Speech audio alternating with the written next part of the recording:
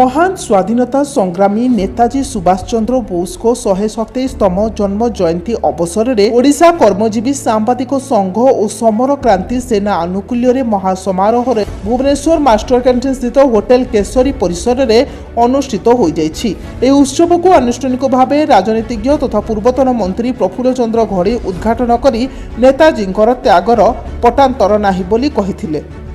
यथार्थरे यह दिवस को पराक्रम दिवस भाव में पालन करा जाउथुबारु से निजर संतोष प्रकाश करथिले। उत्सव में मुख्य अतिथि भाव में जोगदे पूर्वतन मुख्य शासन सचिव तथा वरिष्ठ प्रशासनिक अधिकारी विजय पट्टनायक आईएएस कहिथिले जे नेतांकर आदर्श त्याग साहस और पराक्रम विषय भविष्यत वंशधारा माने भल भाव में जानिबार आवश्यकता रही। पाठ्य पुस्तक में नेताजी संपर्क में विधिबद्ध भाव में संग्राम इतिहास पढ़ा आवश्यक बोली पट्टनायक कहिथिले। ए उत्सव में मुख्य वक्ता भाव में पूर्वतन उपबाचस्पति तथा वर्तमान ओडिशा सरकार कृषि परामर्शदाता रामचंद्र पंडा नेताजी संग्राम संपर्क में पुंखानुपुंख भाव विश्लेषण करथिले। से कहिथिले नेताजी संग्राम जोगु ब्रिटिश माने शीघ्र भारत छाड़ी पलायन करने को एक प्रकार बाध्य होइथिले।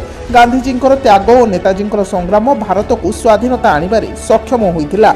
ए अवसर में ओडिशा प्रेस एकाडेमी चेयरमैन सांबादिक संजय प्रधान स्तंभकार सुधांशु महापात्र जोगदे नेताजी त्याग संपर्क में आलोकपात करथिले। प्रारंभ में ओयूडब्ल्यूजे सभापति सांबादिक सुज्ञान चौधरी अतिथि मानक परिचय पत्र प्रदान करथिबा बेले संपादक पवित्र कुमार पात्र विवरण पाठ करथिले। सांबादिक आशुतोष रथ धन्यवाद अर्पण करथिले। सेहिपरि कार्यक्रम में राज्य कोषाध्यक्ष प्रमोद किशोर परिडा, सौमित्र कर, राजेश कुमार महांती, लिंगराज साहू, राकेश होता, मोतीलाल बाग प्रमुख सक्रिय सहयोग करथिले।